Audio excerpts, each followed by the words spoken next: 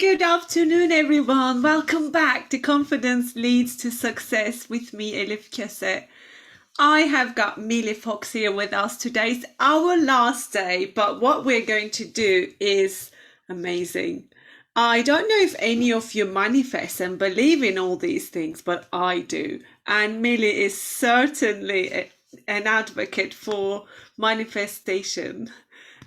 She is obsessed with all things self-worth, and she's just going to give us a real good tips about what it is all about and why you should really believe in everything that you deserve is there for you. All you need to do is just believe in it. Hi, Millie, welcome. Hello, hello. I'm so glad to be here and thank you for having me. You look so beautiful. Oh, thank you. So do you. All fresh, right? Yeah, well, today's Sunday. I thought I'm not going to put any makeup on, but maybe I should have done. Yeah, you look very fresh, very fresh. Thank you. Yeah. Thank you. Please tell us about you. And a lot of people, I mean, most people know about manifestations and most people do believe in it and do it, but some are still very new to this. So I'd love you to enlighten and the power behind it. Yeah, so it's the concept of shaping our reality through our thoughts and energy.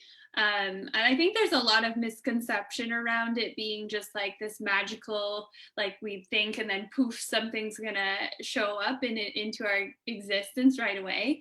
And yeah, sometimes that can happen, and it's really fun when that kind of stuff does happen, the unexpected, the synchronistic things. But really, manifestation is about pulling things into our reality, changing our perceptions in a big way, and making things available to us that we didn't previously think or see were available to us. So, what it really is about owning who we are, uh, realizing what our deepest desires are, and then believing in ourselves to take action towards those things, right? So when we can open our perception and change our mindset and shift into belief, we're able to see and recognize opportunities that we wouldn't have previously seen before. And then the belief and the faith in ourselves, when we know who we are truly, that is really the deepest source of confidence, right? Is like that deep inner knowing of who we are and what our mission is. And that's what the confidence and the worthiness leads to the audacity to take big risks and take big action towards that dream life that we want, right? So that really is the essence of manifestation. You could call it magic, because really it is, because what's inside of us at our core, our deepest truest self, like that is magic, because it's deeply connected to source, to oneness, to the universe. But it's about owning that and letting go of everything we think we're supposed to be. It's just believing in that whatever you want can be possible and it's ready for you. It's Yeah. not like you say, it's not like you want it and it suddenly appears, and sometimes it does. I Mm-hmm. don't know how many of you ladies experience this, but sometimes you want something and suddenly it happens. We have a saying in Turkey, which we would say, "I wish I wanted something else," because it happens so quickly. Like sometimes you think of someone and suddenly you get a phone call from them, or you Mm-hmm. think of someone and you get to see them suddenly. It's because I think your brain gets selective because you want it so much. It just Yes. happens. Desire is very, very powerful, and thoughts are very, very powerful, right? So our thoughts have creative energy, and our desires are our compass. They point us in the direction of our highest mission, you know? They're like, I call them the breadcrumbs that light up the path for you, from like the state of your wish fulfilled to you. Like there's a bridge, an invisible bridge between you and whatever it is you want, that it already exists. And the desires that you have and the inspired action that comes from moving towards them, they light the way for you. How could someone who hasn't even started these yet start it? What's the starting point? The starting point is to get clear on who you are and what you want, really, first off, and asking yourself, like, what is the motivation behind your desires? Because you have to have a burning desire that comes from this place of you know, really non-attachment, right? So what that means is, if you want something, you have to know that it's not because you think that that thing is going to, you know, prove your worthiness or make you happier. You can manifest those things, absolutely. You can manifest things just for the sake of you know, whatever. There doesn't have to be necessarily a reason, but if you want to manifest the life where you feel the way you want to feel, those are the starting points, to know who you are and what you really want from that truest inside of you, because then you have so much more power behind it. And then you are actually getting the things that you'd hoped to get as you move forward. Because most of the time when people, they move towards a goal, they're hoping that once they arrive at that goal, that they're going to feel the way they hope. They chase things hoping to catch a feeling. But then what they realize when they get to the destination is that they don't feel how they wanted to feel, right? And then they don't celebrate because they're like on to the next thing, constantly chasing. So the point is to know who you are, to know what you want, and then to live in those feelings right now, right? Because then you're experiencing it all. You have the gratitude, you have the joy now instead of chasing it. Mm-hmm. And then, you know, that's what draws it closer to you and makes it more fulfilling for the whole journey, right? Because you always hear it's about the journey, not the destination, right? That's So right. we have to embrace the journey by embodying the person who has all the things at the end. So if you want to be joyful when you make $1 million a year, be joyful now. You Yeah, know, if you want to be exactly. confident when you know, I don't know, whatever the other goals could be, when you have XYZ job, when you start XYZ business, if you want to be confident, then start embodying it now. Yeah. What if I did have everything I ever wanted? A question that my mentor asked me the other day was, you know, if all the problems in the world were solved and you had $10 million in your bank, what would you do? Like, who would you be? I wouldn't change. Good. That means you're doing it right, right? I would be the same person. Yeah. That means you're doing something really right, because Mm, that's it. All we have is now, really, right? That's all we that's have. right. So if you want to recreate the same reality that you're currently living, Mm-hmm. you can just keep doing the same things, right? But if you want to change your reality, you have to change how you're being in that reality, right?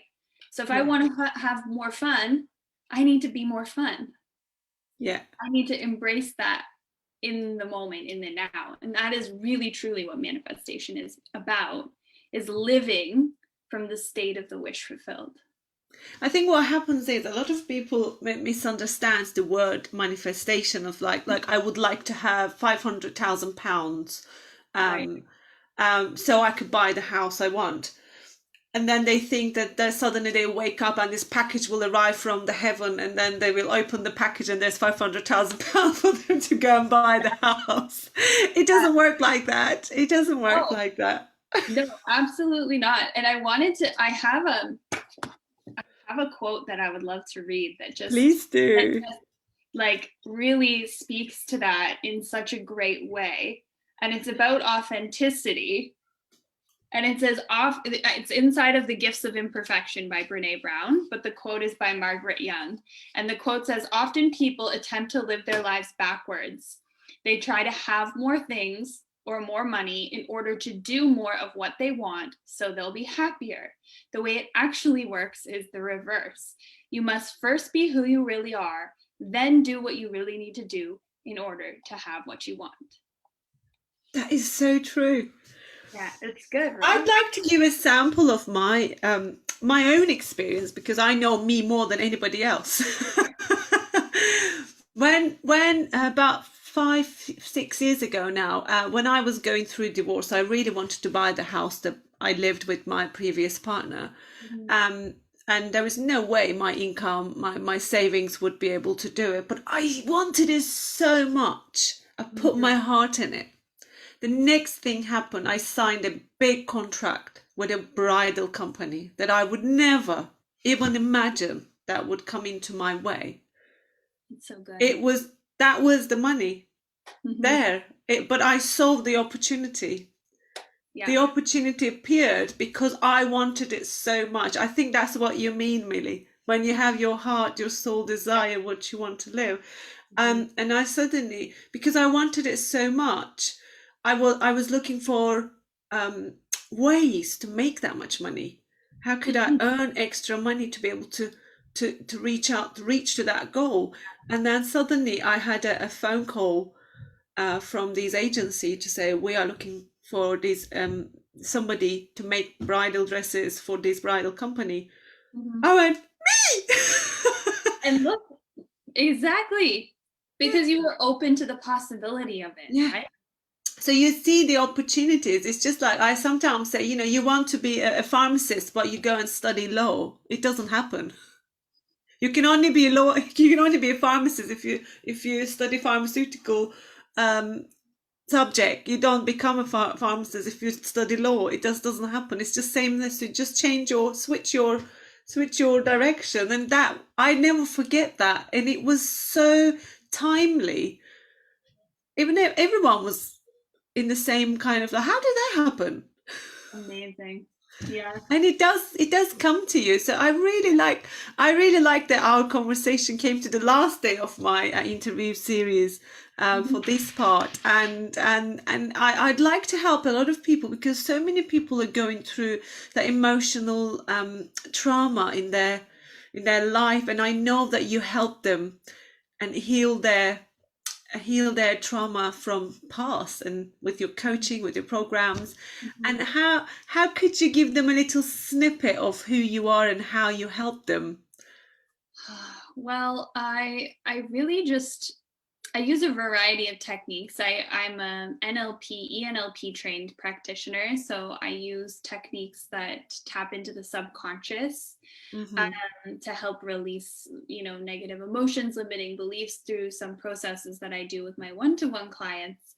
And in my programs, I really just get you to come back to these questions all the time of who are you and what do you want? And they seem simple, but it needs to be revisited almost every day. And then the question from there, who are you, what do you want? And then it's who do you need to become? You know, and my view on that is not that you need to change, absolutely not, because nothing is outside of us, right? And that was my struggle for a long time because I grew up with a traumatic childhood, mental illness, substance abuse in the house, all of those different things.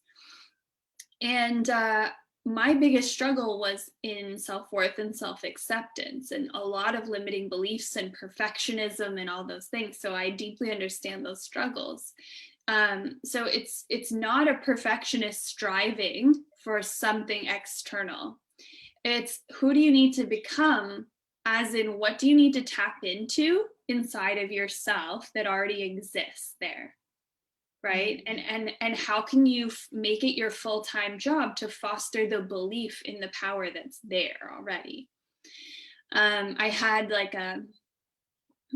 a little like spiritual smackdown moment personally when I was working with a spiritual healer.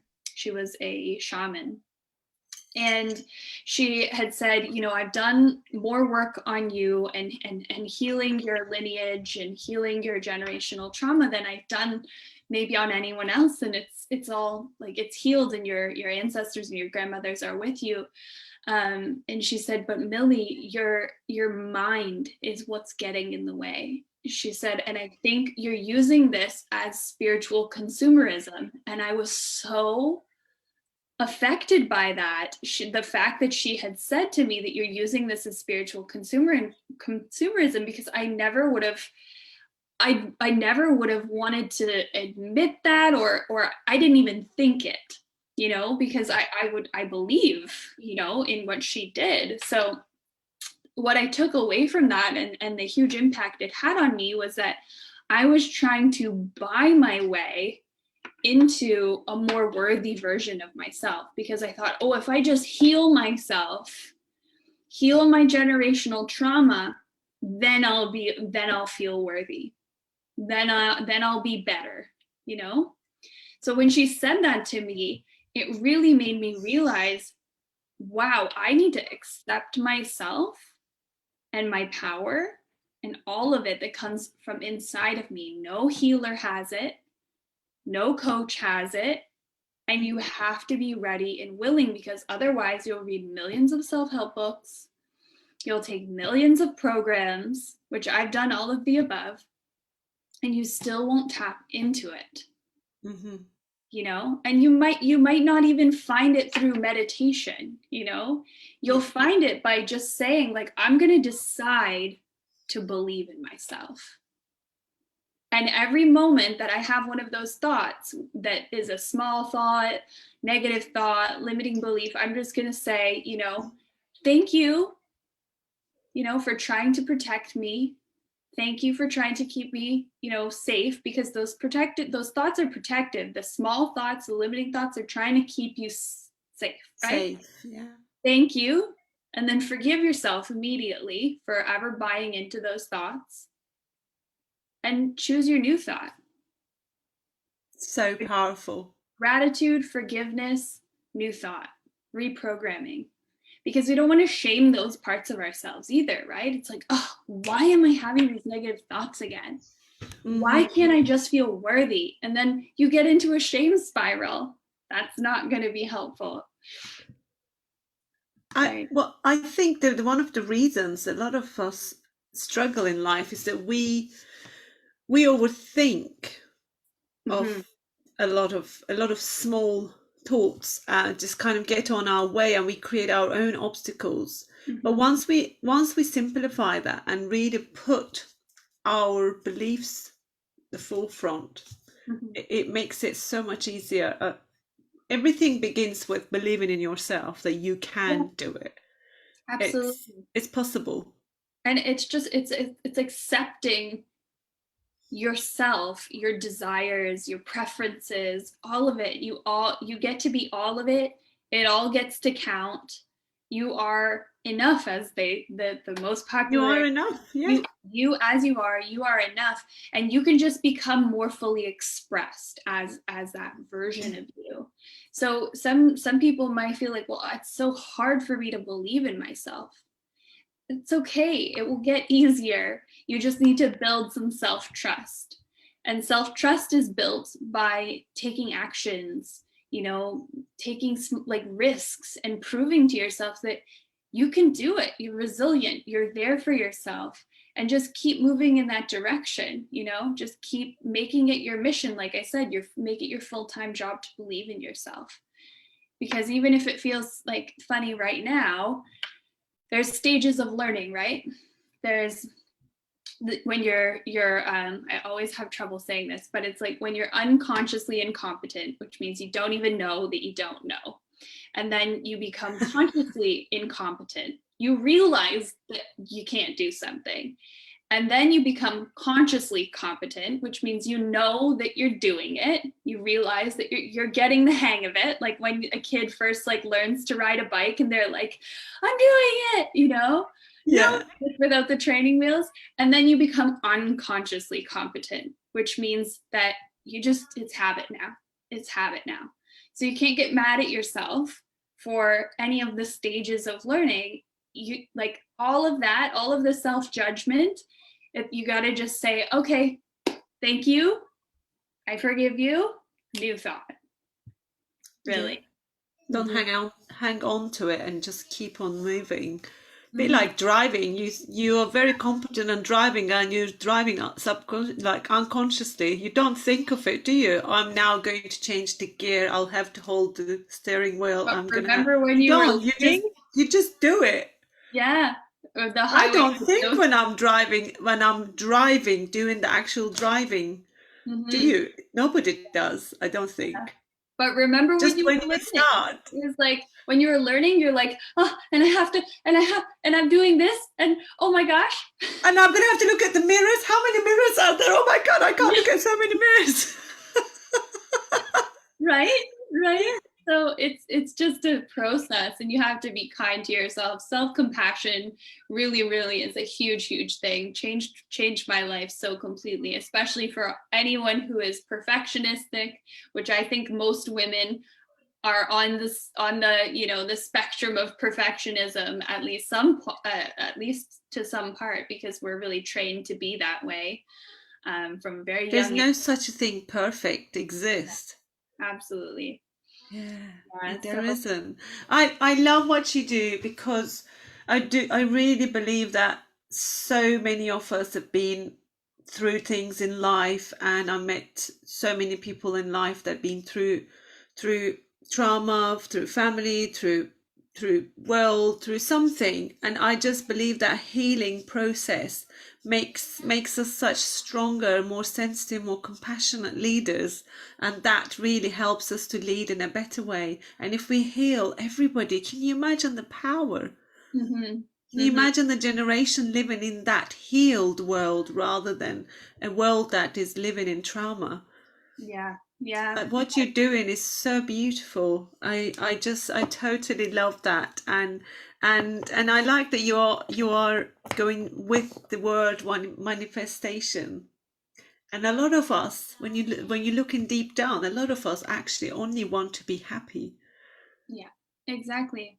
We Mm. want to experience the full range of human emotion, we don't want to be stuck in like the limbo of like those just like not joyful enough, but like still, sad, but like there's just like that gray zone where it's like, ugh, what is this? This feels so mediocre, you know? Yeah, And sometimes there's really negative emotions, but there's not like the full range of like the full joy, because we're scared of that too.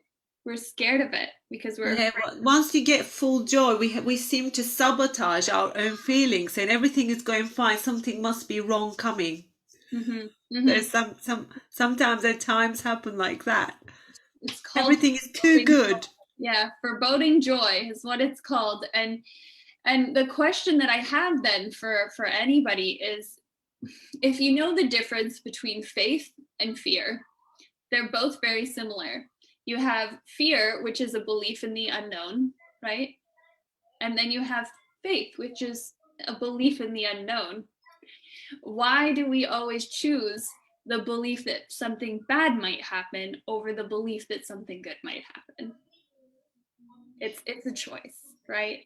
It's beautiful. I really love it. So when let's say we want to manifest something today for our future, for something today to happen, Mhm. what's the most powerful words that we should use? Well, the affirmation formula that I've been going with lately is, I'm so happy and grateful now that insert whatever it is. It's I am, because it's a state of being. Yeah.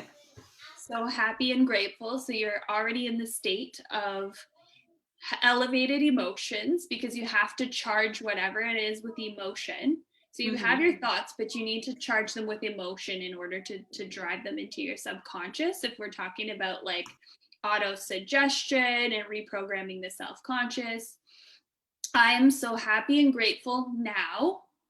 Always has to be in the present tense. That, and then whatever it is that you want to manifest. Love it.